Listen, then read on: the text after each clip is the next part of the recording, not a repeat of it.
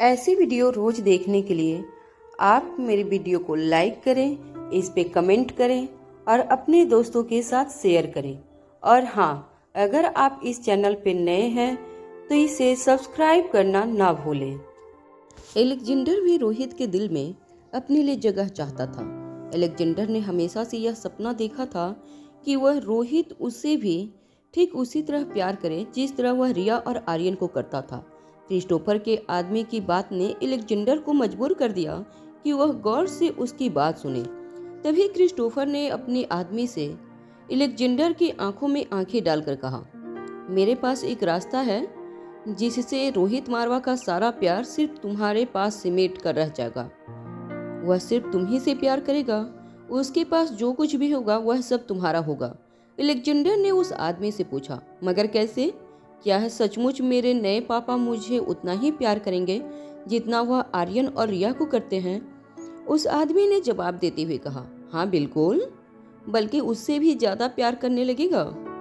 तुम अपना मिसल भूल चुके हो और मैं तुम्हें फिर से याद करवाता हूँ। तुम्हारा असली मिशन यह है कि तुम किसी तरह उन दोनों बच्चों को घर से बाहर ले आओ। हम दोनों बच्चों को किडनैप करके उन्हें मार देंगे। उसके बाद यह पूरा राज तुम्हारा हो जाएगा। वह दोनों बच्चे नहीं रहेंगे तो रोहित मारवा सिर्फ और सिर्फ तुम्हें प्यार करेंगे।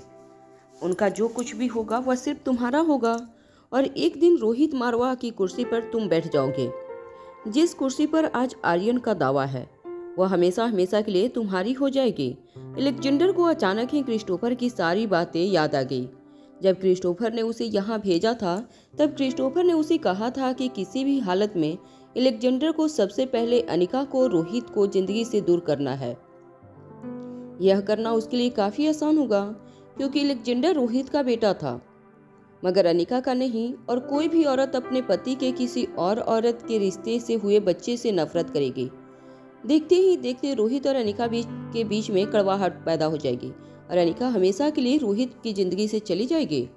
इसके बाद एलेक्जेंडर का काम काफी आसान हो जाएगा। एलेक्जेंडर को किसी भी तरह दोनों बच्चों को रोहित की जिंदगी से अलग करना होगा और इस काम में क्रिस्टोफर खुद एलेक्जेंडर की मदद करने वाला था। मगर नन्हा सा एलेक्जेंडर यह नहीं जानता था कि क्रिस्टोफर के इरादे इतने खतरनाक थे। क्रिस्टोफर के आदमी रिया और आर्यन को मारने का प्लान बनाकर यहाँ आए थे।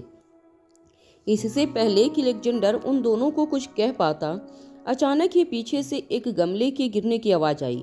जब एलेक्जेंडर ने मुड़कर अपने पीछे देखा तो उसने देखा कि आर्यन और रिया उसकी सारी बातें सुन रहे थे। एलेक्जेंडर जिस वक्त दबे पांव घर से बाहर निकलने की कोशिश कर रहा था तब आर्यन और रिया ने उसे देख लिया था। वह दोनों जान चुके थे कि जरूर वो कोई ऐसी बदमाशी करने जा रहा था जिससे रोहित और अनिका को दोबारा कोई परेशानी हो।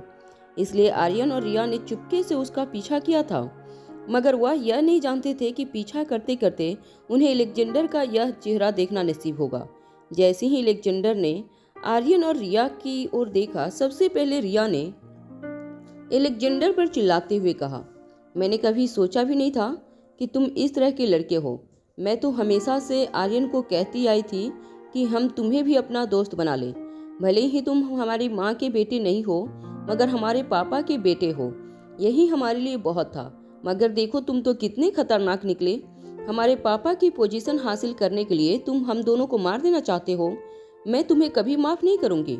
इससे पहले कि एलेक्जेंडर रिया की बातों का जवाब दे पाता, क्रिस्टोफर के दोनों आदमियों ने रिया और आर्यन को घेर लिया। इससे पहले कि रिया शोर मचाकर लोगों को इकट्ठा करती, क्रिस्टोफर के एक आदमी ने रिया के मुंह पर एक रुमाल दबा दिया। कुछ ही सेकंड में रिया की आंखें भारी हो गई और वह बेहोश हो गई। आर्यन समझ चुका था कि जरूर रुमाल के अंदर बेहोश करने वाली दवाई मिलाई गई थी। आर्यन इतनी आसानी से गिव अप करने वालों में से नहीं था। वह समझ चुका था कि अगर उसे एलेक्जेंडर और उसके आदमियों का पूरा प्लान जानना है तो उसका होश में रहना बहुत जरूरी था। आर्यन चुपचाप अपनी जगह पर खड़ा हुआ सारा तमाशा देखता रहा। एलेक्जेंडर खुद क्रिस्टोफर के इन दोनों आदमियों की पावर के बारे में जानता था। वह जानता था कि यह दोनों कितने खतरनाक हो सकते थे। एलेक्जेंडर को अगर किसी तरह आर्यन और रिया को बचाना था तो उसका इस वक्त चुप रहना बहुत जरूरी था। अगर एलेक्जेंडर ने उन दोनों लोगों को रोकने की कोशिश की तो वह अच्छी तरह से जानता था कि इसका नतीजा क्या हो सकता था। एलेक्जेंडर ने उन दोनों आदमियों की ओर देखकर कहा, अब क्या करना चाहते हो तुम? अलेक्जेंडर का सवाल सुनते ही दोनों आदमी अचानक से हंस पड़े। उन दोनों ने अलेक्जेंडर को शाबाशी देते हुए कहा, भाई मान गए, तुम सचमुच हमारे उस्ताद के बेटे हो। तुमने यहाँ पर अपना मिशन पूरा भी कर दिया और हमें पता भी नहीं चला। भाई बहुत खूब, तुम इन दोनों बच्चों को इस तरह अकेले में यहाँ पर प्लान करके ले आए। मैं तुम्हारी प्लानिंग की दाद देता हूँ। हालांकि अलेक्जेंडर ने ऐसी कोई प्लानिंग नहीं की थी, मगर वह जानता था कि इस वक्त किसी भी चीज का खुलासा करना उसके आर्यन और रिया के लिए काफी खतरनाक हो सकता था। जब आर्यन ने अलेक्जेंडर की प्लानिंग के बारे में सुना तो मन ही मन अलेक्जेंडर के लिए उसकी नफरत बढ़ने लगी, मगर वह चुपचाप अपने इमोशंस पर कंट्रोल करके अलेक्जेंडर और उसके आदमियों के बीच आगे की बातें सुनता रहा। अलेक्जेंडर के आदमियों ने ब्लूटूथ के जरिए किसी से बात करते हुए कहा, दोनों बच्चे हमारे कब्जे में हैं, अब आप बताइए क्या करना है उनके साथ। अलेक्जेंडर समझ चुका था कि वह दोनों ब्लूटूथ के जरिए क्रिस्टोफर से बात कर रहे थे। तभी अलेक्जेंडर ने क्रिस्टोफर के आदमियों से कहा, मैं अपने पापा क्रिस्टोफर को बहुत मिस कर रहा हूँ, मुझे उनके पास जाना है, मुझे तुम्हारे साथ ले चलो। ब्लूटूथ के जरिए क्रिस्टोफर काफी देर से अपने आदमियों के साथ बात कर रहा था। रोहित के विला में जो कुछ भी चल रहा था उसकी लाइव अपडेट क्रिस्टोफर को फोन के जरिए मिल रही थी। जब क्रिस्टोफर ने नन्हे से अलेक्जेंडर की आवाज़ सुनी तब क्रिस्टोफर ने अपने आदमियों को एक मैसेज दिया। वह मैसेज उस आदमी ने अलेक्जेंडर को देते हुए कहा, तुम्हारे पापा कह रहे हैं कि उन्होंने जो कुछ भी किया है तुम्हारी भलाई के लिए किया है। इन दोनों बच्चों के बाद अब रोहित मारवा का प्यार भी तुम्हारा और रोहित मारवा की पोजीशन भी तुम्हारी, और वह तुम्हारा थैंक यू कह रहे हैं कि तुमने उनका मिशन कामयाब करने में उनकी इतनी बड़ी मदद की। अलेक्जेंडर ने उस आदमी की बात का जवाब देते हुए कहा, अब मेरा काम पूरा हो गया है तो मैं यहाँ रहना नहीं चाहता। मैं भी तुम्हारे साथ अपने पापा क्रिस्टोफर के पास जाना चाहता हूँ। मैं मेरे देश में वापस जाना चाहता हूँ, यहाँ नहीं रहना चाहता। इससे पहले कि क्रिस्टोफर का आदमी अलेक्जेंडर को कुछ कहता, अलेक्जेंडर ने उसकी बात काटते हुए कहा, अगर तुम मुझे यहाँ छोड़ गए तो इतना याद रखना, मैं रोहित पापा से कह दूंगा कि यह सब तुम दोनों ने किया है। उसके बाद क्या होगा इसका जिम्मेदार मैं नहीं हूँ। जब अलेक्जेंडर के मुंह से क्रिस्टोफर के आदमियों ने यह बात सुनी तो वह भी हैरान रह गए। वह लोग अच्छी तरह जानते थे कि अगर रोहित को पता चल गया कि उसके बच्चों को किसने किडनैप किया है तो रोहित तो उन्हें छोड़ेगा नहीं। तभी क्रिस्टोफर के साथ फोन के जरिए बात करने के बाद उन दोनों आदमियों ने ब्लूटूथ के जरिए क्रिस्टोफर से कहा, मगर सर यह कैसे हो सकता है? हम लोग यहाँ सामान देने के बहाने से एक छोटी सी वाहन लाए हैं और उस वाहन में सिर्फ 2 बच्चे को छुपाने की जगह है। हमने सोचा था कि आर्यन और रिया को किडनैप करके निकल जाएंगे यहाँ से आसानी से और किसी को पता नहीं चलेगा। तीसरे बच्चे को कैसे लेकर निकल सकते हैं हम यहाँ से? क्रिस्टोफर ने फोन पर अपने आदमियों से कहा, 2 में से किसी भी एक बच्चे को अपने साथ ले आए और अलेक्जेंडर को भी अपने साथ लाएं। रोहित मारवा का एक बच्चा भी अगर क्रिस्टोफर के कब्जे में होगा तब भी बाजी उसी के हाथ में रहेगी। यह बात तो वो अच्छी तरह से जानता था। क्रिस्टोफर की बात सुनने के बाद वह दोनों आदमी आपस में डिस्कशन करने लगे। एक आदमी ने दूसरे से कहा, अब क्या करें? अगर अलेक्जेंडर को साथ ले जाना हुआ तो दोनों में से एक बच्चे को साथ जाना होगा और एक बच्चे को यहीं छोड़ना होगा। बताओ हमें क्या करना चाहिए? नन्हा सा आर्यन चुपचाप खड़ा सारी बातें सुन रहा था। अलेक्जेंडर यह देखकर काफी शॉक हो चुका था कि ऐसे सिचुएशन में भी आर्यन किसी भी तरह का रिएक्शन नहीं दे रहा था। रिया एक आदमी के हाथों में बेहोश लेटी थी।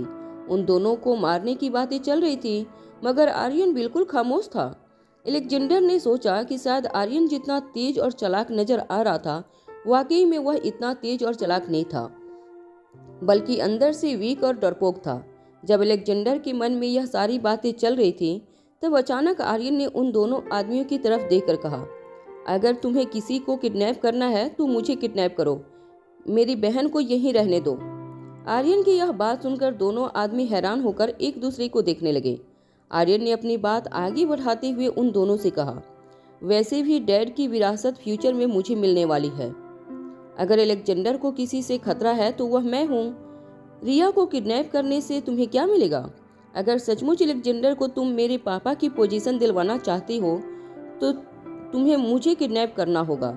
वैसे भी रिया तो पहले ही बेहोश हो चुकी है, उसने ना कुछ देखा है ना कुछ सुना है। वह इस प्लानिंग के बारे में अब तक ज्यादा कुछ जान नहीं पाई है।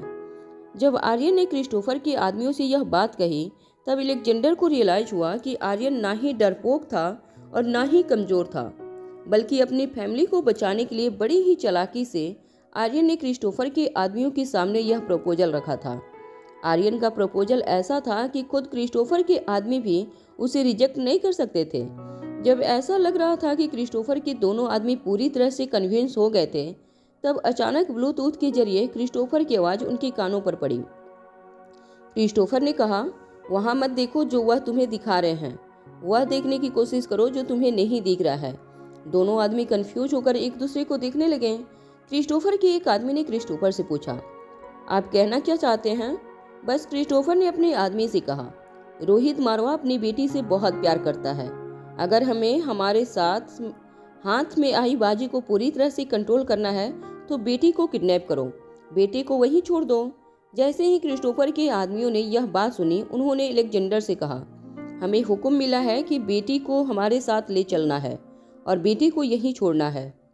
जैसे ही वो लोग आर्यन को वहां छोड़कर रिया को अपने साथ भान की ओर ले जाने लगे, फिर से क्रिस्टोफर की आवाज़ उनके कानों पर पड़ी। इस बार क्रिस्टोफर ने अपने आदमियों से कहा, मैंने सोचा था उससे ज़्यादा बेवकूफ़ तुम लोग। क्रिस्टोफर के आदमी फिर से कंफ्यूज होकर एक दूसरे को देखने लगे। उन्हें समझ में नहीं आ रहा था कि उन्होंने ऐसा क्या किया था जो उनका बॉस उन्हें इस तरह से डांट रहा था। तभी क्रिस्टोफर ने अपने आदमियों से कहा, दोनों बच्चे बेहद चालाक हैं, बिल्कुल एक जैसे दिखते हैं। दोनों में से लड़का कौन है, लड़की कौन है, यह पता लगाना बहुत मुश्किल है। खुद स्कूल वाले भी आज तक यह नहीं जान पाए कि असली रिया कौन है और असली आर्यन कौन है। फिर तुम लोगों ने इतनी जल्दी मान कैसे लिया कि कौन आर्यन है कौन रिया है? क्रिस्टोफर के दोनों आदमी इस बात को सुनकर बिल्कुल हैरान रह गए। जब उन्होंने अपने हाथों में लेटी हुई बेहोश रिया को देखा और फिर आर्यन को देखा, तब वह खुद ही यह देखकर चौंक गए कि दोनों बच्चे उम्र में एक जैसे दिखते थे और दोनों ने बिल्कुल एक जैसे ही कपड़े पहने थे। क्रिस्टोफर ने एक आदमी ने आर्यन की ओर बंदूक दिखाते हुए कहा, बताओ तुम कौन हो, तुम दोनों में से लड़की कौन है? क्रिस्टोफर के आदमी ने बंदूक आर्यन की ओर घुमाते हुए पूछा, तुम दोनों में से लड़की कौन है? आर्यन समझ चुका था कि उन गुंडों को अपने बॉस से यह ऑर्डर मिला था कि वह लोग आर्यन को नहीं बल्कि रिया को किडनैप करके ले जाएं। आर्यन एक काफी पॉसेसिव भाई था, वह इस तरह अपनी बहन को किडनैप होता हुआ नहीं देख सकता था। तभी आर्यन के दिमाग में एक आइडिया बिजली की तरह चमकी। आर्यन ने तुरंत अपनी आवाज बदलते हुए उन दोनों बॉडीगार्ड्स की ओर देखकर कहा, मैं ही रिया हूँ, मैं अपने पापा की लाडली बेटी, मगर प्लीज आप लोग मुझे किडनैप मत करना। मेरा भाई जो आपकी गोद में इस वक्त बेहोश पड़ा है, वह मुझे आज बहुत परेशान करता है। आप लोग उसी को अपने साथ ले जाओ। मैं अपने पापा के बिना नहीं रह सकती और मेरे पापा भी मेरे बिना नहीं रह सकते। अचानक जब आर्यन ने अपनी आवाज बदलकर बात करना शुरू किया तो दोनों गुंडे हैरान रह गए। दोनों एक दूसरे को देखकर अपना सर खुजलाने लगे। दोनों बच्चों को अगर एक साथ देखा जाए तो यह कहना बहुत मुश्किल था कि दोनों में से लड़का कौन था और लड़की कौन थी। दोनों की शक्ल हूबहू एक दूसरे से मिलती थी, इसलिए एक गुंडे ने रिया को वहीं गार्डन की फर्श पर लिटाकर आर्यन के पास जाते हुए कहा, अभी इसके कपड़े उतार कर देखते हैं, पता चल जाएगा कौन लड़का है कौन लड़की। वह दोनों गुंडे आर्यन के पास आकर खड़े हो गए। आर्यन अपनी आवाज में और नरमी लाते हुए कहने लगा, ऐसा मत करना, मुझे बहुत शर्म आएगी। आर्यन किसी भी हालत में अपनी बहन को बचाना चाहता था। वह चाहता था कि गुंडे उसे रिया समझकर अपने साथ ले जाएं। लेकिन अगर उन गुंडों को इस बात का पता चल जाता है कि आर्यन लड़की नहीं है बल्कि लड़का है, तो यह बात तय थी कि वह बेहोश रिया को अपने साथ लेकर चले जाएंगे। एक भाई होने के नाते आर्यन अपनी आंखों के सामने यह सब कुछ होते हुए नहीं देख सकता था। उन गुंडों ने अपने हाथ आर्यन के शर्ट पर जैसे ही रखे, आर्यन के कानों पर अलेक्जेंडर की आवाज़ पड़ी। अलेक्जेंडर ने उन गुंडों की तरफ देखकर कहा, इस लड़की की बात बिल्कुल मत सुनना, यह लड़की बहुत चालाक है, हमेशा अपने भाई को फंसाकर खुद मुसीबत से भागना चाहती है। मैं दोनों के साथ पिछले कई दिनों से रह रहा हूँ, दोनों को अच्छी तरह से जानता हूँ। इसका भाई तो बहुत ही सीधा साधा है, मगर यह लड़की काफ़ी शरारती है। पिछले कई दिनों से इस लड़की ने मेरे भी नाक में दम कर रखा है। अलेक्जेंडर की बात सुनकर क्रिस्टोफर के दोनों आदमियों को यकीन हो गया था कि उनके सामने जो बच्चा खड़ा था वह आर्यन नहीं बल्कि रिया थी। नन्हा सा आर्यन फटी हुई आंखों से अलेक्जेंडर को देखता रहा।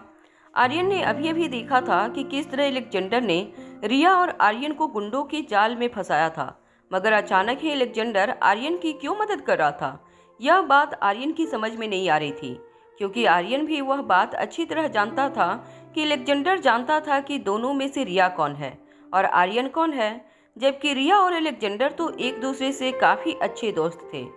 अगर घर में अलेक्जेंडर की किसी से दुश्मनी थी तो वह आर्यन से थी, मगर आर्यन की प्लानिंग में अचानक अलेक्जेंडर ने मदद करके आर्यन को काफ़ी कन्फ्यूजन में डाल दिया था। दोनों गुंडों ने एक दूसरे की ओर देखते हुए कहा, अब हमें जल्दी से दोनों बच्चों को यहाँ से बाहर निकालना होगा। अगर सिक्योरिटी के आदमियों को जरा सा भी भनक लग गई तो फिर हमारा बाहर निकलना बहुत मुश्किल हो जाएगा। रिया को वहीं छोड़कर एक गुंडे ने आर्यन को अपने हाथों में पकड़ लिया और अपनी जेब से एक रुमाल निकालकर आर्यन के नाक पर रख दिया। कुछ ही देर में आर्यन की आंखें भारी हो गईं और वह बेहोश हो गया। दोनों गुंडे अपने साथ 2 बड़े बड़े कंटेनर लेकर आए थे, जिसमें वह पार्टी के लिए कुछ सामान लाए थे। रोहित मारवा के बिल्ला का बैक गेट रसोई के सामान और बाकी पार्टी के जरूरी सामान को ले जाने और लाने के लिए खोल दिया गया था। क्रिस्टोफर के दोनों आदमी मजदूर का भेष बदलकर बड़ी बड़ी टोकरियों में खाने पीने का सामान लेकर बंगले के अंदर आए थे। सामान नौकरों के हवाले करने के बाद उनके कंटेनर बिल्कुल खाली हो गए थे। उनकी प्लानिंग यही थी कि रिया और आर्यन को बड़े बड़े कंटेनर में छुपाकर वह बंगले से बाहर ले जाए। आर्यन के बेहोश होते ही एक गुंडे ने आर्यन को एक कंटेनर में लिटा दिया और कंटेनर को ऊपर से बंद कर दिया। दूसरे गुंडे ने अलेक्जेंडर को सामने वह कंटेनर रखा। अलेक्जेंडर इशारा समझते ही उस कंटेनर के अंदर कूद गया। दोनों कंटेनर बंद करके क्रिस्टोफर के दोनों आदमी धीरे धीरे बैक गेट से बाहर निकलने लगे और नौकरों और मजदूरों की एक लंबी फौज गेट के बिल्कुल सामने खड़े होकर अलग अलग सामान का अदला बदली कर रहे थे। इस भीड़ के बीच शामिल होकर दोनों गुंडे कंटेनर को बिना किसी रोक टोक बंगले से बाहर ले जाने में कामयाब हो गए। बंगले के ठीक बाहर उन दोनों गुंडों की एक वैन खड़ी थी। बंगले से बाहर निकलते ही उन दोनों ने दोनों कंटेनर को वैन की बैक सीट पर रख दिया और दरवाजा बंद कर लिया। दोनों जाकर ड्राइविंग सीट पर एक दूसरे के बगल में बैठ गए। जैसे ही वह दोनों कंटेनरों को बैक सीट पर रखा गया था, अलेक्जेंडर ने धीरे से अपने कंटेनर का ढक्कन खोला। अलेक्जेंडर ने तुरंत आर्यन के कंटेनर का ढक्कन खोला। जैसे ही ढक्कन खुला, अलेक्जेंडर ने देखा कि आर्यन के हाथ पांव में हरकत हो रही थी। इसका मतलब साफ था कि आर्यन बेहोश नहीं हुआ था, वह बेहोश होने का नाटक कर रहा था। हालांकि जब अलेक्जेंडर ने आर्यन का चेहरा देखा तब उसकी आंखें पूरी तरह से बंद थी, मगर अलेक्जेंडर समझ चुका था कि आर्यन इस वक्त बेहोश होने का ढोंग कर रहा था। जब उस गुंडों ने आर्यन के नाक पर रुमाल रखा था तभी आर्यन समझ चुका था कि जरूर रुमाल के अंदर वही दवाई मिलाई गई होगी जिससे रिया को बेहोश किया गया था, और इसीलिए आर्यन ने अपनी सांस रोक ली थी। सांस रोकने के बाद धीरे धीरे आर्यन ने अपनी आंखें बंद की और बेहोश होने की एक्टिंग शुरू कर दी। जब उस गुंडों को यकीन हो गया कि आर्यन बेहोश हो चुका था तब उसने आर्यन की नाक से अपना रुमाल हटा लिया। रुमाल के हटने के बाद ही आर्यन ने बेहद चालाकी से धीरे धीरे सांस लेना शुरू किया, जिससे उन गुंडों को यह शक ना हो कि आर्यन पूरी तरह से बेहोश नहीं हुआ था। अलेक्जेंडर ने अपने नन्हे हाथ आर्यन के कंधे पर रखकर आर्यन को धीरे से हिलाकर जगाने की कोशिश की। अलेक्जेंडर आर्यन को यह कहना चाहता था कि वह उसी के साथ था, मगर आर्यन इतनी जल्दी अलेक्जेंडर पर भरोसा नहीं कर सकता था। आर्यन जानता था कि अगर उसने अलेक्जेंडर के सामने अपनी आंखें खोल दी तो बहुत बड़ी मुसीबत हो सकती थी। हो सकता था कि अलेक्जेंडर अपने गुंडों को यह बात बता दे कि आर्यन बेहोश नहीं हुआ था। आर्यन ने अपनी आंखों के सामने जो कुछ भी देखा था उसके बाद अलेक्जेंडर पर इतना जल्दी भरोसा करना आर्यन के लिए काफ़ी मुश्किल था। आर्यन को मगर इस वक्त कम से कम इस बात की तसल्ली थी कि वह अपनी बहन को बचाने में कामयाब हो चुका था। आर्यन को इस बात का विश्वास भी था कि चाहे कुछ भी हो जाए, रोहित और अनिका आर्यन को जरूर इन गुंडों के चंगुल से छुड़ा कर रहेंगे। अब तक आर्यन यह भी जान चुका था कि अलेक्जेंडर और उसके गुंडों के मन में सिर्फ एक ही बात चल रही थी कि किसी तरह आर्यन को रास्ते से हटाकर अलेक्जेंडर को उसकी जगह पर बिठा दिया जाए। इसलिए आज नहीं तो कल वह लोग रिया को आर्यन समझकर उस पर भी हमला कर सकते थे। इसलिए आर्यन यह जानना चाहता था कि आखिर उन गुंडों का मकसद क्या था। आर्यन के मन में एक बार ये ख्याल भी आया था कि जब वह गुंडे कंटेनर को सिक्योरिटी गेट से बाहर ले जा रहे थे, उसी वक्त आर्यन चिल्ला चिल्लाकर अपने सिक्योरिटी गार्डों को सब कुछ सच सच बता दे। मगर ऐसा करने से यह भी हो सकता था कि उन दोनों गुंडों के साथ ही आर्यन और रिया के लिए जान का खतरा बन जाए और गार्डन में बेहोश पड़ी अपनी बहन की जान को वह किसी भी तरह खतरे में नहीं डालना चाहता था। इसलिए सारा खतरा अपने सर पर लेकर आर्यन चुपचाप गुंडों की प्लानिंग के हिसाब से चलने लगा। जब अलेक्जेंडर ने देखा कि आर्यन अपनी आंखें नहीं खोल रहा था, तब अलेक्जेंडर ने धीरे से आर्यन का कंधा दबा दिया। वह आर्यन को इस बात की तसल्ली देना चाहता था कि वह इस प्लानिंग में उसी के साथ था। उन गुंडों ने धीरे से कार शुरू की और रोहित मारवा की विला के बाहर पार्किंग से धीरे धीरे कार बाहर की ओर निकलने लगे। आर्यन ने देखा कि अलेक्जेंडर ने अभी भी अपने गुंडों को यह जानकारी नहीं दी थी कि आर्यन बेहोश नहीं था। आर्यन को अब थोड़ा थोड़ा विश्वास होने लगा था कि अलेक्जेंडर इस प्लानिंग में उसी के साथ था और इसीलिए अलेक्जेंडर ने रिया को बचाने के लिए आर्यन ही रिया है, इस बात का विश्वास अपने गुंडों को दिलवाया था। अचानक धीरे धीरे चल रही कार बीच रास्ते में रुक गई। उन दोनों गुंडों में से एक गुंडे ने अपनी जेब से चाकू निकाला और चाकू की धार आर्यन के कंटेनर के आर पार करते हुए सीधे चाकू की नोक आर्यन के पांव में घुसा दी। आर्यन को जोर का दर्द अचानक महसूस हुआ, मगर अपने दर्द को अपने अंदर दबाते हुए आर्यन ने इस बात का एहसास नहीं होने दिया कि वह बेहोश नहीं था। जब कंटेनर से हल्का हल्का खून बाहर की ओर बहने लगा तो ड्राइव कर रहे गुंडे ने दूसरे गुंडे से कहा, अरे यह क्या कर रहे हो? तभी उस गुंडे ने अपने साथी से कहा, अरे यह लड़की बहुत चालाक है, देखा नहीं तुमने अपनी भाई को फंसाने के लिए अंदर क्या कर रही थी? बस मैं तसल्ली करना चाहता था कि यह लड़की सचमुच बेहोश है या नाटक कर रही है। अभी कुछ ही देर में हम सिक्योरिटी गेट से बाहर निकलेंगे। अगर इस लड़की ने वहां जाकर कोई चालाकी करने की कोशिश की तो हम सब मुसीबत में फंस सकते हैं। ड्राइव कर रहे गुंडे ने अपने साथी से कहा, अरे मुसीबत किस बात की? यहाँ से बाहर निकलकर हमें इस लड़की को ख़त्म कर देना है और अगर हम यहीं पकड़े जाते तो यहीं पर उसे ख़त्म कर देते। दोनों ही सूरत में इसकी मौत तो पक्की है।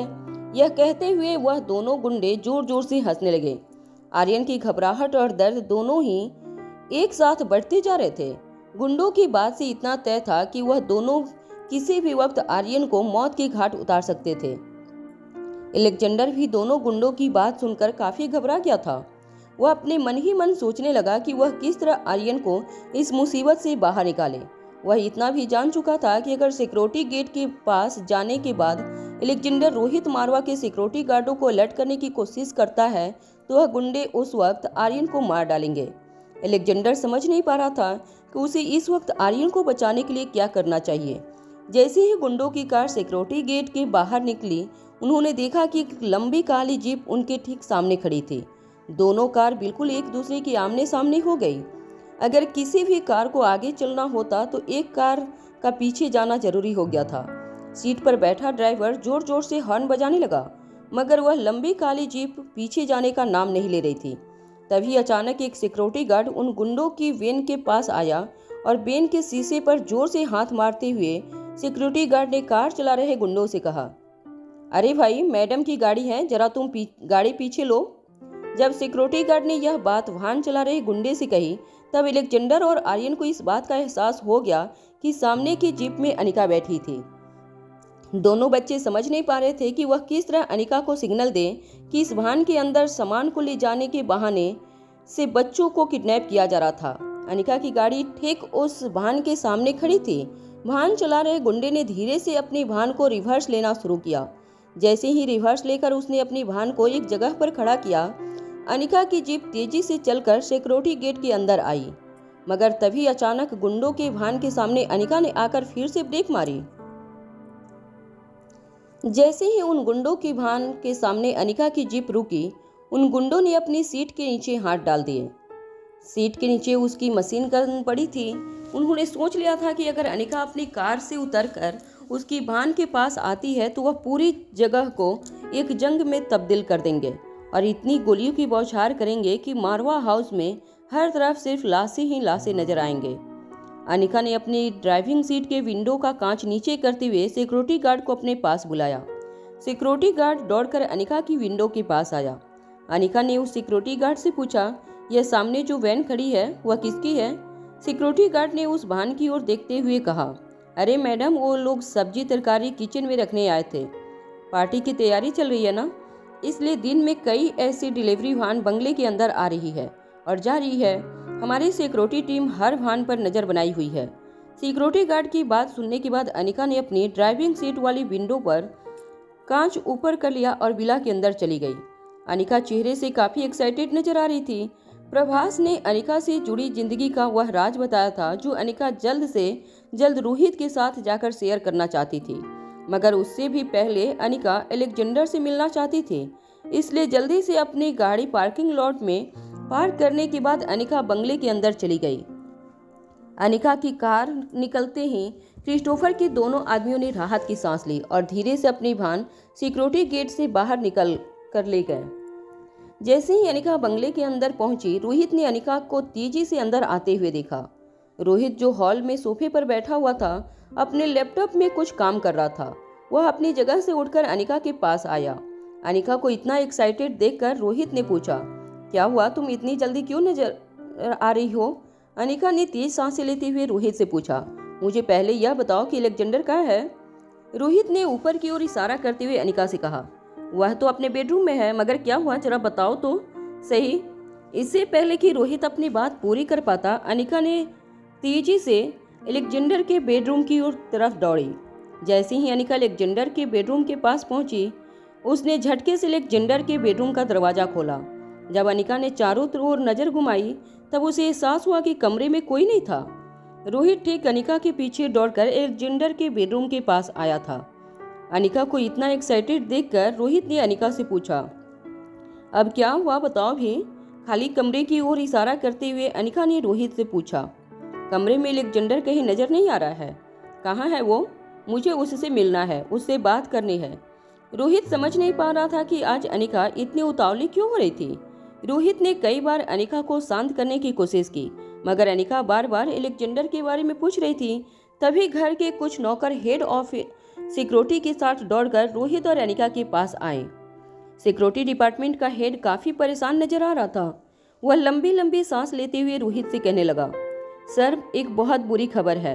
रोहित समझ नहीं पा रहा था कि आखिर सिक्योरिटी गार्ड कहना क्या चाहते थे।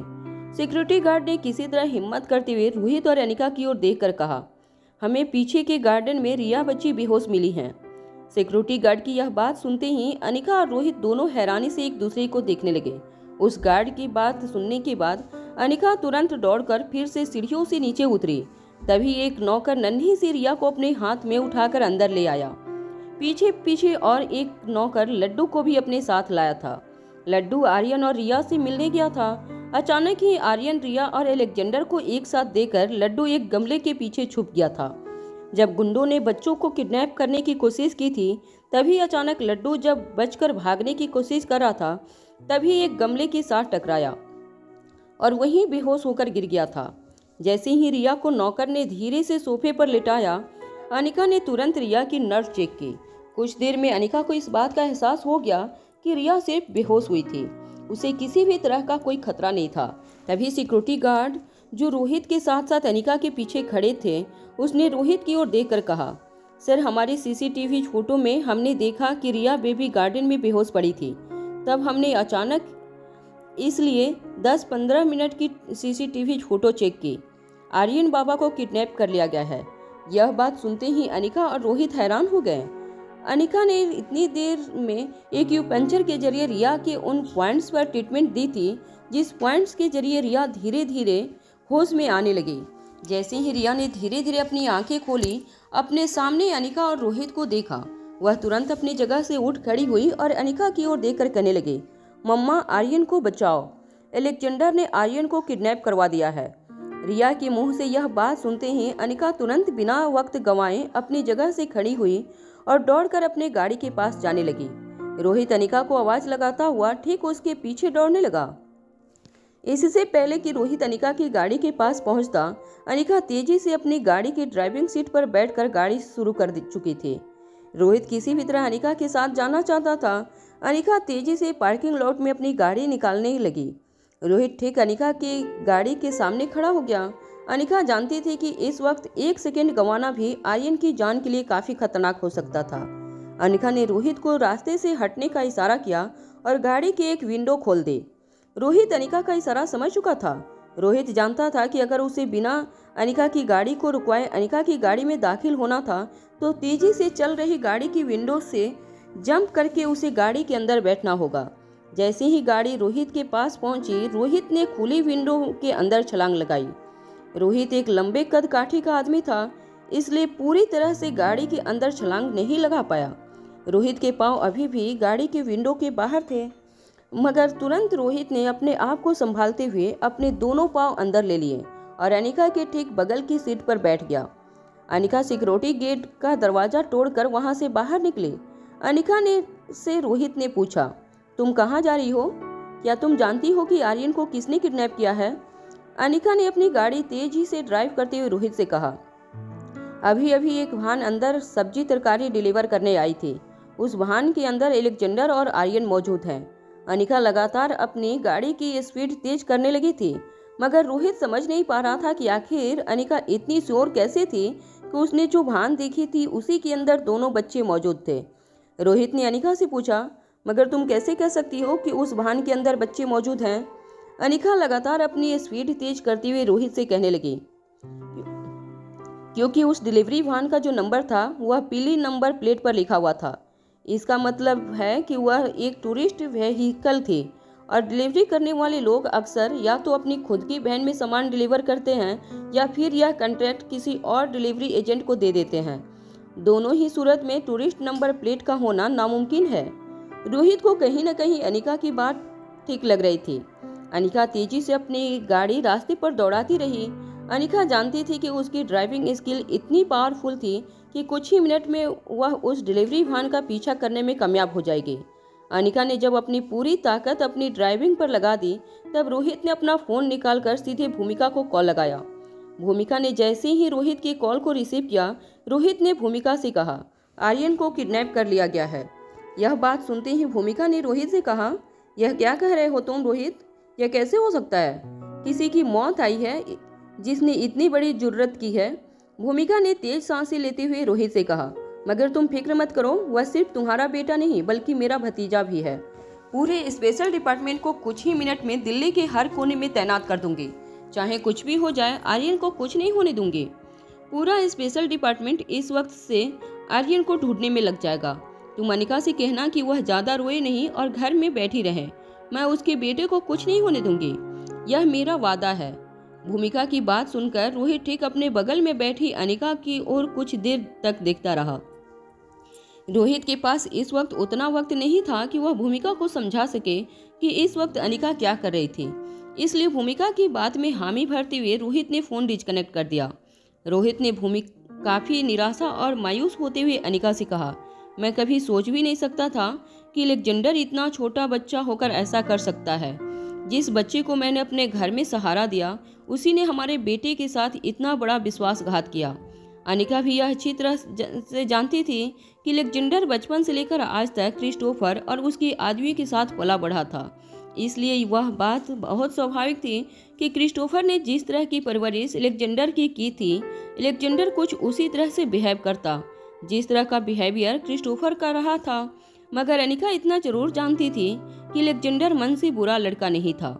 अनिका ने एलेक्जेंडर की आंखों में उसकी मासूमियत पढ़ ली थी और कहीं न कहीं अनिका को इस बात का विश्वास था कि रोहित और अनिका की परवरिश में कुछ महीने रहने के बाद एलेक्जेंडर के स्वभाव में भी धीरे धीरे बदलाव आने लगेगा और आने वाले समय में एलेक्जेंडर भी बिल्कुल किसी और बच्चे की तरह पेश आने लगेगा।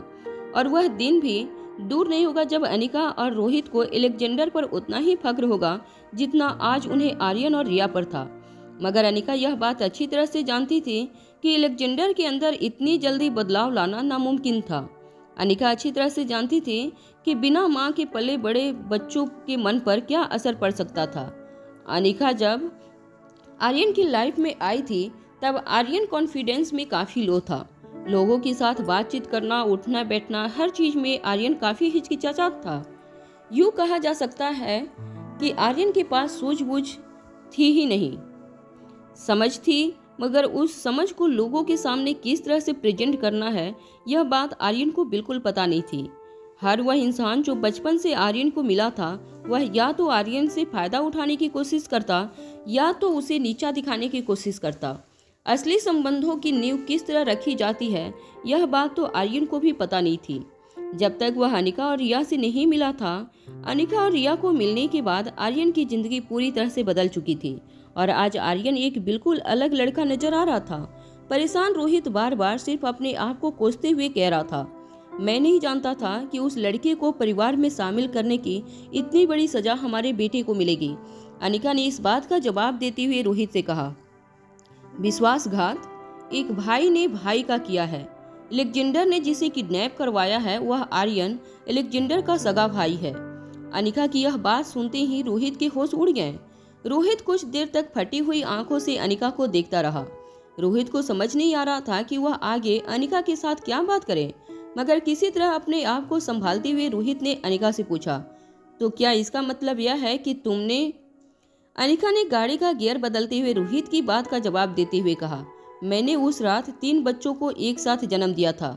आर्यन, रिया और एलेक्जेंडर तीनों सगे भाई बहन हैं। इस बात का मुझे भी अभी अभी पता चला है, जब खुद प्रभास ने यह बात मेरे सामने कबूल की है। अनिका की बात सुनने के बाद रोहित के मन में एक साथ मिक्स फीलिंग आने लगे। एक तरफ उसे इस बात का भी खुशी था कि इतने दिनों से जो बात उसे सता रही थी कि अगर एलेक्जेंडर आर्यन और रिया का सौतेला भाई होगा तो फ्यूचर में रोहित के लिए उसकी पूरी फैमिली को एक साथ बांध कर रखना बहुत मुश्किल होने वाला था। मगर आज जब अनिका ने यह बात कही कि एलेक्जेंडर भी रोहित और अनिका का ही बेटा था, तब अचानक रोहित के मन में एक खुशी की लहर दौड़ गई। मगर उसी साथ साथ अब उसे इस बात का भी फिक्र सताने लगी थी कि इन सारी बातों से बिल्कुल अनजान एलेक्जेंडर जाने अनजाने में अपने ही भाई की जान का दुश्मन बना हुआ था। रोहित अभी इसी वक्त एलेक्जेंडर और आर्यन को बिल्कुल सुरक्षित अपने घर वापस ले आना चाहता था, मगर वह जानता था कि क्रिस्टोफर ने यह सब कुछ जानबूझकर किया था और जिन लोगों ने मारवा हाउस की इतनी स्ट्रॉन्ग सिक्योरिटी से दोनों बच्चों को अगवा किया था, वह लोग कितने पावरफुल हो सकते थे, यह बात भी रोहित अच्छी तरह जानता था।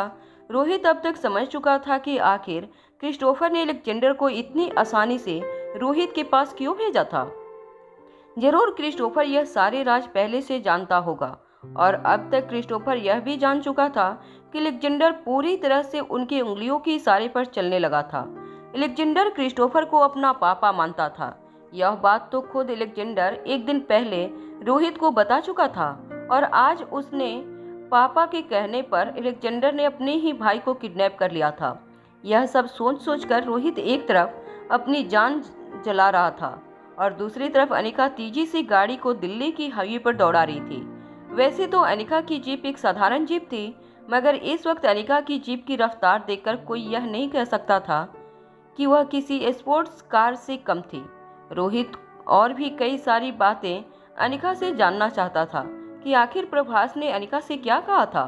एलेक्जेंडर सचमुच अनिका और रोहित का बेटा है? क्या इस बात को डीएनए टेस्ट रिजल्ट भी साबित करते थे या नहीं? यह बात भी रोहित जानना चाहता था, मगर इस वक्त रोहित और अनिका दोनों के ही दिमाग में सिर्फ एक ही बात चल रही थी कि किसी भी तरह बच्चों को खतरनाक गुंडों के चंगुल से कैसे बचाया जाए। लगभग आधा घंटा बीत चुका था। अनिका अपनी जीप की स्पीड बढ़ाते हुए दिल्ली से हरियाणा बॉर्डर की ओर निकल चुकी थी। कुछ वक्त बाद अनिका को वह भान हाईवे पर दौड़ती हुई नजर आई, जो भान उसने रोहित के बंगले के बाहर देखी थी। अनिका ने उस भान को देखते ही रोहित से कहा, वह रही वह भान, उसी के अंदर दोनों बच्चे हैं। उस भान को देखते ही रोहित भी काफी अलर्ट हो गया था। अनिका ने एक्सीलेटर पर पांव जोर से दबा दिया और तेजी से अपनी जीप उस भान की ओर ले जाने लगी। तभी अचानक दिल्ली और हरियाणा बॉर्डर के जंक्शन पर अनिका और रोहित ने देखा कि ठीक उसी रंग की और एक ही नंबर की 2 भान एक साथ उनकी जीप के आगे चल रही थी। अनिका यह देखकर हैरान हो गई थी कि एक ही कलर की, एक ही कंपनी की, एक ही नंबर प्लेट वाली 2 गाड़ियां उसके आगे चल रही थी। अनिका और रोहित के लिए यह अब कहना बहुत मुश्किल था कि इन दोनों भान में से बच्चे किस भान में हो सकते थे। अनिका तेजी से उन दोनों गाड़ियों का पीछा करती रही। तभी अचानक जब गाड़ी ठीक हाईवे के जंक्शन पर पहुंची, तब उस गाड़ी में ने एक राइट टर्न ले लिया और बिल्कुल वैसे ही दिखने वाली दूसरी वाहन ने लेफ्ट टर्न ले लिया। अनिका और रोहित दोनों कंफ्यूज हो चुके थे कि वह लोग आखिर किस वाहन का पीछा कर रहे थे। तभी अनिका ने रोहित को अपनी गाड़ी से बाहर धकेलते हुए कहा, तुम जाकर उस लेफ्ट वाली वाहन का पीछा करो, मैं इस राइट वाली वाहन का पीछा करती हूँ। बिना वक्त गंवाए रोहित भी अनिका की बात मानते हुए जल्दी से अनिका की गाड़ी से उतर गया। रोहित के उतरते ही टायर की तेज आवाज करते हुए अनिका तेजी से अपनी गाड़ी राइट मोड़ पर वाहन का पीछा करते हुए चली गई। रोहित कुछ देर तक लेफ्ट गई वाहन का पीछा दौड़कर करता रहा। रोहित जानता था कि इस तरह दौड़कर वाहन का पीछा करने का कोई फायदा नहीं था, मगर रोहित किसी भी हालत में उस वाहन को अपनी नजरों से दूर नहीं होने देना चाहता था। तभी मारवा हाउस से सिक्योरिटी गार्ड और रोहित के बॉडीगार्ड 5-6 कार तेजी से चलाकर रोहित के पीछे आए। रोहित तुरंत उनमें से एक कार के ड्राइवर को बाहर निकालते हुए ड्राइविंग सीट पर बैठ गया और अकेला ही ड्राइव करते हुए तेजी से उस वाहन का पीछा करते हुए अपने बाकी साथियों के साथ आगे चला गया। अब दोनों एक जैसी दिखने वाली एक ही नंबर प्लेट वाली वाहन का पीछा रोहित और अनिका एक एक करके कर रहे थे, जिसमें से दोनों बच्चे अगवा किए गए थे। उस वाहन को चला रहे ड्राइवर ने अपने साथी की ओर देखकर कहा, जरा पीछे मुड़कर देखो, क्या उन लोगों ने हमारा पीछा करना बंद कर दिया? तभी दूसरे साथी ने अपना सर खिड़की से बाहर निकालकर पीछे की ओर देखा। उसने अपने पीछे जो देखा वह देखने के बाद वह एक झटके से फिर से अपनी सीट पर आकर बैठ गया। तेज सांस लेते हुए उसने अपनी साथी से कहा, अरे यार, वह रोहित मारवा तो कार से उतर गया था, मगर यह लड़की अभी भी हमारा पीछा कर रही है। समझ में नहीं आ रहा है कि यह लड़की है या कौन। इतनी मामूली सी कार चला रही है, मानो कोई स्पोर्ट कार चल रही हो। मेरी तो समझ में नहीं आता कि इस देश में जहां लड़कियों को ड्राइविंग करने से दूर ही रखा जाता है, वहां यह लड़की इस तरह से कार चला रही है जैसे वह इंटरनेशनल रेस की कार ड्राइवर हो। वाहन चला रहे गुंडे ने अपनी साथी से कहा, अरे तो क्या हम लोग एक लड़की से हार मान जाएंगे? हमारी स्पेशली डिजाइन वाहन का पीछा किस तरह से वह इतनी तेजी से कर रही है, यह बात तो मेरी भी समझ में नहीं आ रही। रुको, अभी उसे मजा चखाता हूँ।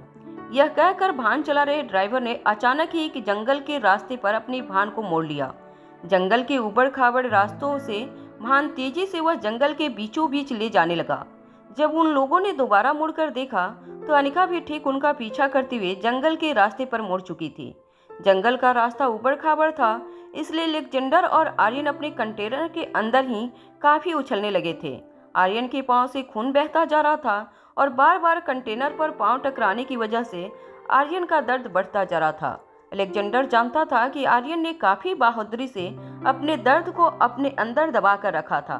तभी आर्यन ने अलेक्जेंडर से कहा, यह लोग इस तरह ड्राइविंग कर रहे हैं, इसका मतलब यह है कि जरूर मेरे मॉम डैड इसका पीछा कर रहे हैं। जैसे ही अलेक्जेंडर ने आर्यन की बात सुनी, अलेक्जेंडर अपनी जगह से उठकर वाहन के ठीक पीछे चला गया और वाहन की पीछे वाली सीट से यह देखने की कोशिश करने लगा कि आखिर उनकी वाहन का पीछा कौन कर रहा था। अलेक्जेंडर यह देखकर हैरान हो गया कि अनिका उसकी वाहन से कुछ ही मीटर के फासले पर थी और जंगल के उबड़ खाबड़ रास्तों से तेजी से अपनी कार ड्राइव करके उनकी वाहन तक पहुंचने की कोशिश कर रही थी। अलेक्जेंडर ने जल्दी से जाकर आर्यन से कहा, तुम्हारी मम्मी पागल हो गई है? आर्यन अलेक्जेंडर की इस बात पर हैरान होकर उसे देखता रहा। आर्यन ने अलेक्जेंडर से पूछा, ऐसा क्यों कह रहे हो तुम मेरी मॉम के बारे में? अलेक्जेंडर ने जवाब देते हुए कहा, तुम्हारी मॉम अकेले ही इन गुंडों का पीछा कर रही है, मुझे उनके साथ कोई नजर नहीं आ रहा है। अलेक्जेंडर के इस बात का जवाब देते हुए आर्यन ने कहा, मेरी मॉम मुझे बचाने आई है। अलेक्जेंडर को कहीं न कहीं मुझे शब्द सुनकर काफ़ी बुरा लगने लगा था। अलेक्जेंडर की ज़िंदगी में ऐसा कोई नहीं था जो उसे बचाने के लिए अपनी जान इस तरह से खतरे में डाल सकता था, मगर वह यह बात भी अच्छी तरह जानता था कि प्रकृति ने एक माँ को किस तरह बनाया था। अगर अपने बच्चों पर किसी भी तरह का खतरा हो जाए तो एक माँ क्या कर सकती थी? वह अलेक्जेंडर ने अपने पालतू जानवरों से सीखा था। हालांकि उसने कभी माँ का प्यार महसूस नहीं किया था, मगर आज अनिका को इस तरह अपने बच्चों के लिए लड़ता हुआ देखकर वह इतना तो समझ चुका था कि उसने आज तक अपनी जिंदगी में क्या खोया था। अलेक्जेंडर ने आर्यन को समझाते हुए कहा, वह सब तो ठीक है, मगर तुम्हारी माँ को यह पता होना चाहिए कि इस तरह अकेले वह इन लोगों का मुकाबला नहीं कर सकती। तुम नहीं जानते यह लोग कितने खतरनाक हैं। अलेक्जेंडर यह बात अच्छी तरह जानता था कि उसके काफ़ी पावरफुल डॉग बटर स्कॉच को इन दोनों गुंडों ने किस तरह शांत किया था। बटर स्कॉच के अंदर एक शेर जितनी ताकत मौजूद थी। बावजूद इसके इन दोनों ने बड़ी ही आसानी से बटर स्कॉच को अपने हाथों से पीट पीट कर अधमरा कर दिया था। उस दिन से लेकर आज तक एलेक्जेंडर के मन में इन दोनों गुंडों को लेकर काफ़ी खौफ था। क्रिस्टोफर की यह बात अच्छी तरह से जानता था, इसलिए एलेक्जेंडर के साथ डील करने के लिए क्रिस्टोफर ने जानबूझकर अपने सारे आदमियों में से इन दोनों आदमियों को चुना था और दिल्ली भेजा था। एलेक्जेंडर को इस वक्त अनिका के लिए काफ़ी चिंता हो रही थी, मगर वह अपनी फिक्र को शब्दों में बयां नहीं कर पा रहा था। एलेक्जेंडर ने आर्यन से कहा, तुम्हारी मॉम पागल है, तुम्हारे साथ साथ यह लोग उसे भी मार देंगे। वह एक अकेली लड़की है, इन दोनों ताकतवर लोगों का मुकाबला नहीं कर सकती। आर्यन अपनी मॉम के पावर के बारे में अच्छी तरह से जानता था, मगर एलेक्जेंडर ने जो बात अनिका के लिए कही थी वह आर्यन को बिल्कुल पसंद नहीं आई थी। आर्यन ने एलेक्जेंडर की बात का जवाब देते हुए कहा, कम से कम मेरी मॉम में इतनी हिम्मत तो है कि मुझे बचाने के लिए इन खतरनाक गुंडों का पीछा करती हुई यहाँ तक पहुँची है। मगर तुम अपनी मॉम के बारे में क्या कहना चाहोगे, जो तुम्हें इतने दिनों से अकेला छोड़कर पता नहीं कहाँ गायब हो गई हैं। आर्यन के दिल में अचानक ही एलेक्जेंडर की मॉम के लिए नफरत जाग गई थी। उसे बार बार ये बातें याद आने लगी थी कि किस तरह एलेक्जेंडर और उसकी माँ की वजह से अनिका को बहुत तकलीफ पहुँच सकती थी। आर्यन यह बात जान चुका था कि एलेक्जेंडर रोहित का बेटा तो था, मगर एलेक्जेंडर की माँ कोई और थी। जब आर्यन ने एलेक्जेंडर से यह बात कही तो एलेक्जेंडर ने अपनी नजरें झुका ली। कुछ देर मन ही मन कुछ सोचने के बाद एलेक्जेंडर ने आर्यन से कहा, मेरी मॉम अगर चाहे तो भी यह यहाँ पर मुझे बचाने के लिए नहीं आ सकती है। आर्यन एलेक्जेंडर की बात सुनकर काफ़ी हैरान हो गया। वह समझ नहीं पा रहा था कि आखिर ऐसी कौन सी माँ थी जो अपने बच्चे को मुसीबत में देखने के बावजूद उसे बचाने के लिए अपना हाथ आगे नहीं बढ़ा सकती थी। तभी एलेक्जेंडर ने अपनी बात आगे बढ़ाते हुए आर्यन से कहा, मुझे जन्म देने के बाद मेरी माँ मर गई थी। मुझे पाल पोस कर बड़ा करने वाले पापा ने मुझसे कहा था कि जब मेरी माँ ने मुझे जन्म दिया तो उन्हें मुझे जन्म देते वक्त काफ़ी परेशानी हुई थी। उनका शरीर उन कॉम्प्लिकेशंस को झेल नहीं पाया और उनकी मौत हो गई। जैसे ही एलेक्जेंडर ने यह बात कही, आर्यन का चेहरा सुन्न पड़ गया। आर्यन ने सोचा नहीं था कि एलेक्जेंडर इस तरह का जवाब देगा। आर्यन यह बात नहीं जानता था कि एलेक्जेंडर की माँ उसे जन्म देने के बाद मर चुकी थी। जैसे ही आर्यन के सामने एलेक्जेंडर ने इस बात का खुलासा किया, आर्यन के मन में एलेक्जेंडर के लिए सॉफ्ट कॉर्नर जानने लगा था। आर्यन अपने कंटेनर से अपना हाथ बाहर निकालकर एलेक्जेंडर के कंधे पर रखकर कहने लगा, तुम चिंता मत करो, मेरी माँ हम दोनों को बचा लेगी। जैसे ही एलेक्जेंडर ने अब आर्यन के मुंह से यह बात सुनी, एलेक्जेंडर के चेहरे पर स्माइल आ गई। आज पहली बार एलेक्जेंडर को ऐसा लग रहा था जैसे वह भी किसी परिवार का हिस्सा था, जो मुसीबत के वक्त एलेक्जेंडर के साथ खड़ा रहना जानता था। तभी अचानक दोनों बच्चों ने महसूस किया कि उसकी भान जो अब तक तेजी से चल रही थी, उसने अचानक ब्रेक मार दी थी। जब एलेक्जेंडर ने धीरे से भान की खिड़की के बाहर देखा तो वह यह देखकर चौंक गया कि अनिका की गाड़ी ने उसकी भान का रास्ता रोक लिया था। एलेक्जेंडर तुरंत आर्यन के कंटेनर के पास गया और हाँफती हुई आवाज़ में कहने लगा, तुम्हारी मॉम को समझना होगा, इतनी खतरनाक लोगों से लड़ना उनके बस की बात नहीं है। वह हमारी भान का रास्ता रोककर अकेले ही इन दोनों के सामने मुकाबला करने के लिए खड़ी हो गई हैं। आर्यन के पांव अभी भी बंधे हुए थे। वह कंटेनर से उठकर अपनी मॉम को देखने की कोशिश करने लगा। हालांकि आर्यन ने अपनी सांस रोक ली थी जब उस गुंडे ने बेहोशी वाली दवाई आर्यन की नाक पर रखी थी, मगर फिर भी उस दवाई का कुछ हिस्सा आर्यन की सांसों के जरिए आर्यन के शरीर में पहुंच चुका था। आर्यन के हाथ पांव काफ़ी नम हो चुके थे। आर्यन अपने शरीर की पूरी ताकत लगाने के बावजूद कंटेनर से अपने आप को बाहर नहीं निकाल पा रहा था। आर्यन ने एलेक्जेंडर से कहा, तुम खड़े खड़े देख क्या रहे हो, मेरी मदद करो, मेरे पाँव में लगी रस्सी को निकालने में मेरी मदद करो। मैं देखना चाहता हूँ कि मेरी मॉम क्या कर रही हैं। एलेक्जेंडर ने अपनी नज़र खिड़की से बाहर जमा रखी थी, मगर वह अपने एक हाथ से आर्यन को कंटेनर से बाहर निकालने से रोक रहा था। फिर अचानक एलेक्जेंडर ने अपना चेहरा आर्यन की ओर घुमाकर कहा, नहीं, मुझे नहीं लगता तुम्हें यह सब कुछ देखना चाहिए। आर्यन हैरान होकर एलेक्जेंडर को देखने लगा। आर्यन अच्छी तरह से जानता था कि उसकी माँ मार्शल आर्ट की कितनी बड़ी चैंपियन थी। बलबीर सर की एकेडमी की दीदी कितनी ताकतवर थी, यह बात पूरी दिल्ली अच्छी तरह से जानती थी। आर्यन अच्छी तरह से जानता था कि उन दो गुंडों का सफाया करना अनिका के लिए बाएं हाथ का खेल था, मगर एलेक्जेंडर की आंखों में डर देखकर आर्यन समझ नहीं पा रहा था कि आखिर बाहर क्या हो रहा था।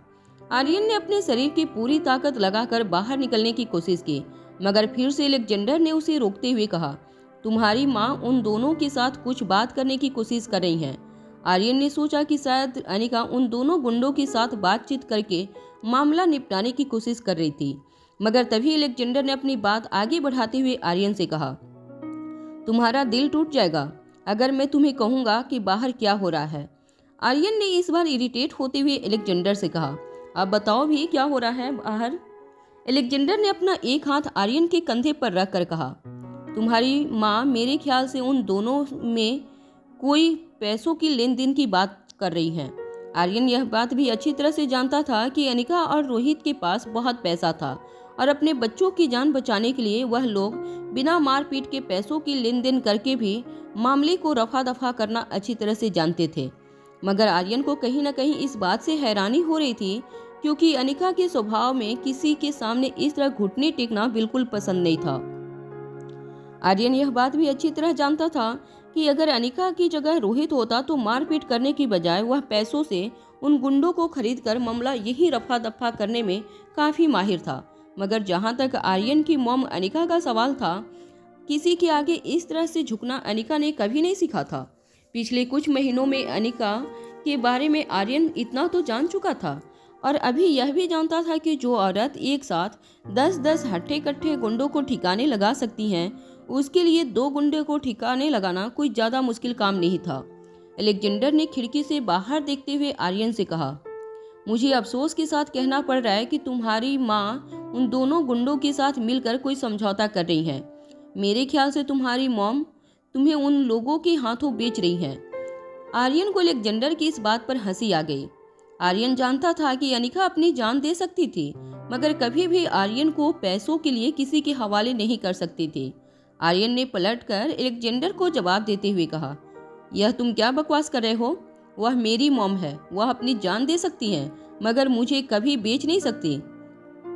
एलेक्जेंडर ने जब आर्यन की यह बात सुनी तो अपनी आंखें बड़ी करते हुए आर्यन को देखने लगा और आर्यन को समझाने की कोशिश करने लगा।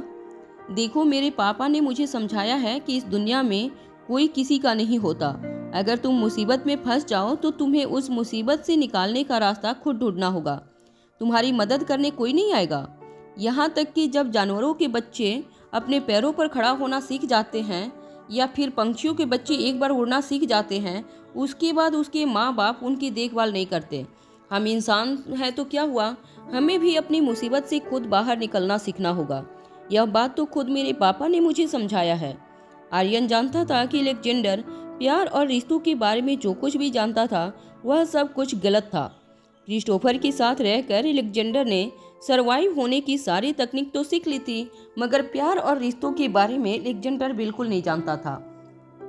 आर्यन ने एलेक्जेंडर को समझाते हुए कहा, देखो, वह मेरी माँ है और कोई भी माँ अपने बच्चों पर मुसीबत आने पर अपनी जान दे सकती है, मगर बच्चे को किसी के हाथों बेच नहीं सकती। इसे प्यार कहते हैं, जो हर माँ बाप अपने बच्चों से करते हैं। आर्यन की इस बात पर इतराज जताते हुए एलेक्जेंडर ने कहा, तुम बिल्कुल गलत समझ रहे हो, ऐसा कुछ भी नहीं होता है। अगर तुम जो कह रहे हो वह बात सही है तो मेरे नए पापा रोहित मारवा भी मुझसे प्यार करते। वह जानते हैं कि मैं उनका बेटा हूँ, मगर वह मुझे बिल्कुल प्यार नहीं करते। आर्यन ने फिर से एलेक्जेंडर को समझाते हुए कहा, नहीं, ऐसा नहीं है कि वह तुम्हें प्यार नहीं करते। उन्हें बस इस बात का डर है कि कहीं तुम्हारी वजह से मुझे, रिया को या मॉम को कोई तकलीफ ना पहुँचे। जिस दिन उन्हें इस बात का एहसास हो जाएगा कि तुम्हारी वजह से हमें कोई तकलीफ नहीं पहुँचने वाली है, तो वह तुम्हें भी उतना ही प्यार करेंगे जितना मुझे और रिया को करते हैं। और फिर मम्मा और पापा के प्यार करने का तरीका भी अलग होता है। मेरा मतलब है, ज़्यादातर बेटों को उनकी मम्मी प्यार करती हैं और बेटियों को उनके पापा। एलेक्जेंडर आर्यन की यह बात सुनकर पूरी तरह से कंफ्यूज हो गया। वह अपना सर खुजलाते हुए आर्यन से पूछने लगा, यह क्या कह रहे हो तुम? मेरी तो कुछ समझ में नहीं आ रहा है। अभी अभी कह रहे थे कि माँ बाप अपने बच्चों से प्यार करते हैं, अब कह रहे हो कि पापा अपनी बेटी से प्यार करते हैं। माँ अपने बेटों से प्यार करती है। क्या प्यार करने में इतनी सारी शर्तें होती हैं? अलेक्जेंडर के इस इनोसेंट सवाल का तो खुद आर्यन के पास जवाब नहीं था। आर्यन ने मगर अलेक्जेंडर को समझाते हुए कहा, देखो, चाहे माँ हो या बाप, दोनों अपने बच्चों को बहुत प्यार करते हैं और अपने बच्चों को मुसीबत में नहीं देख सकते। अगर उनका कोई भी बच्चा मुसीबत में पड़ जाए तो वह अपनी जान पर खेलकर भी उन्हें मुसीबत से बाहर निकालते हैं। इसी को प्यार कहते हैं और इसी को माँ बाप अपने बच्चों के साथ रिश्ता कहते हैं। आर्यन अच्छी तरह से जानता था कि जो लड़का बचपन से लेकर आज तक प्यार के रिश्तों के मायने नहीं जानता था, उसे इतनी जल्दी इन सारी बातों को समझना और समझाना बहुत मुश्किल था। तभी अलेक्जेंडर अचानक खिड़की से बाहर देखकर आर्यन से कहने लगा, देखो, अभी अंदर ही रहना, कंटेनर से बाहर निकलकर देखने की कोशिश मत करना। उन लोगों ने तुम्हारी मॉम को बुरी तरह से पीटना शुरू कर दिया है। तुम्हारी मॉम उनके आगे गिड़गिड़ा रही है, मगर वह लोग तुम्हारी मॉम को बस लातों और गुस्सों से पीटते जा रहे हैं। आर्यन अलेक्जेंडर की यह बात सुनकर हैरान रह गया। वह जानता था कि अलेक्जेंडर यह जो कुछ भी कह रहा था वह इम्पॉसिबल था, मगर फिर अचानक आर्यन के मन में एक ख्याल आया। आर्यन जानता था कि नींद ना पूरी होने पर अनिका कितनी कमजोर महसूस करती थी और हो सकता था कि आज अनिका की तबीयत खराब होने की वजह से उसके शरीर में ताकत ना बची हो और इसलिए वह दोनों खूंखार गुंडे अनिका को पछाड़ने में कामयाब हो चुके हों। जैसे ही आर्यन के मन में यह ख्याल आया, आर्यन अपने शरीर की पूरी ताकत लगाकर कंटेनर से बाहर निकलने की कोशिश करने लगा। अलेक्जेंडर ने आर्यन को कंटेनर के अंदर धकेलने की बहुत कोशिश की। आर्यन के हाथ और पांव अभी भी नम थे, इसलिए उसे कंटेनर से बाहर निकलने में काफी तकलीफ हो रही थी। आर्यन जोर जोर से चिल्लाकर अलेक्जेंडर से कहने लगा, छोड़ दो मुझे, मेरे पांव खोलने में मेरी मदद करो, मैं अपनी मॉम की मदद करना चाहता हूँ। जल्दी से जल्दी मुझे इस कंटेनर से बाहर निकालो। अलेक्जेंडर भी अपने पूरे शरीर की ताकत लगाकर आर्यन को रोकते हुए कहने लगा, बेवकूफ़ मत बनो, तुम्हारी माँ ने तो बेवकूफ़ी दिखा दी है अकेले यहाँ आकर, अब तुम भी बेवकूफ़ मत बनो। अगर तुम यहाँ से भाग गए तो तुम्हारी माँ के साथ साथ वह लोग तुम्हें भी मार देंगे और फिर बिना माँ की ज़िंदगी में खराबी क्या है? अगर आज उन लोगों ने तुम्हारी मॉम को मार दिया तो तुम बिना किसी रुकावट के अपनी तरह से अपनी ज़िंदगी जी सकते हो, जैसे मैं जी रहा हूँ। अलेक्जेंडर की ऐसी बात पर आर्यन को काफ़ी चिढ़ होने लगी। आर्यन ने अपनी आवाज़ ऊंची करते हुए अलेक्जेंडर से कहा, मैं अपनी सारी ज़िंदगी अपनी मॉम के इशारों पर नाचने के लिए तैयार हूँ, मगर बिना माँ की ज़िंदगी मुझे बिल्कुल मंजूर नहीं है। तुम नहीं जानते मॉम का प्यार क्या होता है, माँ का स्पर्श क्या होता है। जब माँ तुम्हारे गालों पर किस करती है ना, तब उसकी फीलिंग क्या होती है। एक माँ जब तुम्हारे सर पर हाथ रखकर सहलाती है तो ऐसा लगता है जैसे तुम्हें किसी ने सांस लेने के काबिल बना दिया हो। अगर मेरी मॉम को कुछ भी हुआ तो मैं तुम्हारे गुंडों को छोड़ूंगा नहीं, उनसे लड़ते लड़ते खुद मर जाऊंगा, मगर मेरी मॉम को कुछ नहीं होने दूंगा। आर्यन ने जब अपनी माँ के लिए यह सारी बातें कही तब अचानक ही बिना अलेक्जेंडर को एहसास हुए अलेक्जेंडर की आंखें भर आई थी। उसकी आंखों से धीरे धीरे आंसू टपकने लगे थे। अलेक्जेंडर को इस तरह की फीलिंग जिंदगी में पहले कभी नहीं महसूस हुई थी। अलेक्जेंडर नहीं जानता था कि माँ की क्या अहमियत होती है, मगर आज आर्यन की आंखों में अपनी माँ के लिए प्यार देखकर उसे समझ आ गया था कि जरूर माँ कोई ऐसी चीज़ है जिसे खोया नहीं जा सकता था। अलेक्जेंडर ने आर्यन से कहा, देखो, मैं मजाक कर रहा था, बाहर ऐसा कुछ नहीं हो रहा है। तुम्हारी मॉम उन गुंडों के साथ अभी भी बातचीत कर रही है, मगर एक बात जरूर कहनी पड़ेगी, तुम्हारी मॉम ने बहुत बड़ी बेवकूफ़ी की है यहाँ अकेले आकर। मैं इन दोनों गुंडों को अच्छी तरह से जानता हूँ। मेरे बटर स्कॉच के अंदर एक शेर की ताकत थी। कोई खतरनाक से खतरनाक जानवर भी मेरे बटर स्कॉच से मुकाबला नहीं कर सकता था, मगर इन दोनों गुंडों ने बिना किसी हथियार के मेरे बटर स्कॉच को मार मार के अधमरा कर दिया था। इन दोनों के अंदर शैतानी ताकत है। तुम्हारी माँ इनका मुकाबला नहीं कर सकेगी, मगर तुम फिक्र मत करो, मैं किसी भी तरह तुम्हारी माँ को बचाने की कोशिश करता हूँ, मगर तुम यहीं रहना छुप कर। चाहे कुछ भी हो जाए तुम बाहर मत निकलना। अगर तुम बाहर निकले तो यह लोग तुम्हें भी नहीं छोड़ेंगे। मैं तुम्हारी माँ को बचाने की कोशिश करता हूँ, मगर तुम मुझसे वादा करो कि तुम कुछ भी हो जाए यहाँ से निकलोगे नहीं। इससे पहले कि आर्यन अलेक्जेंडर की बातों का जवाब दे पाता, अलेक्जेंडर वैन की बैक सीट से निकलकर पीछे के दरवाजे से बाहर निकल गया। अलेक्जेंडर ने वैन का दरवाजा पीछे से बंद कर दिया। एक के बाद एक पेड़ के पीछे छुपते छुपते अलेक्जेंडर अनिका की गाड़ी के पास पहुंचा। अनिका की गाड़ी के पीछे छुपकर अलेक्जेंडर अनिका और दोनों गुंडों के बीच हो रही बातों को सुनने लगा। एक गुंडा अनिका से कह रहा था, अरे अनिका जी, मुझे लगता है आप इतनी आसानी से नहीं मानोगे। हम कब से आपको कह रहे हैं कि आप इन सब झमेले में मत पड़िए, वरना आपकी जान पर भी मुसीबत हो सकती है और इतनी खूबसूरत लड़की को इतनी भरी जवानी में मरना नहीं चाहिए। यह कहकर दोनों गुंडे एक दूसरे को देखकर हंसने लगे। उनमें से एक गुंडा अनिका के पास जाकर कहने लगा, वैसे आज मौसम भी अच्छा है और यहाँ हम लोगों को देखने वाला कोई नहीं और हमारा काम भी कुछ ऐसा है कि हमें हमारी गर्लफ्रेंड के पास जाने का मौका भी नहीं मिलता। चलिए आज वह कमी आप ही पूरी कर दीजिए। दोनों गुंडे धीरे धीरे अनिका के पास अपने कदम आगे बढ़ाने लगे। तभी अचानक अनिका की गाड़ी के पीछे से अलेक्जेंडर बाहर आया और दौड़कर अनिका के आगे खड़ा हो गया। अलेक्जेंडर अपनी छाती फुलाकर दोनों गुंडों के सामने डटकर खड़ा हो गया था।